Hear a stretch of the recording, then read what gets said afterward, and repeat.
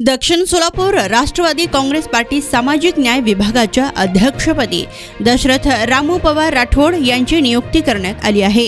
Rashtrawadi Congress party जिल्हाध्यक्ष दीपक आबा साळुंखे पाटील यांच्या सूचनेनुसार व सामाजिक न्याय विभागाच्या प्रदेशाध्यक्ष सुनील मगरे यांच्या मार्गदर्शनाने सामाजिक न्याय विभागाच्या दक्षिण सोलापूर तालुका अध्यक्षपदी घोडातांड्याचे माजी सरपंच रामू दशरथ पवार राठोड यांची व दक्षिण तालुका कार्याध्यक्षपदी हत्तूर ग्रामपंचायत सदस्य सुरेश सावंत यांची निवड करण्यात आली आहे।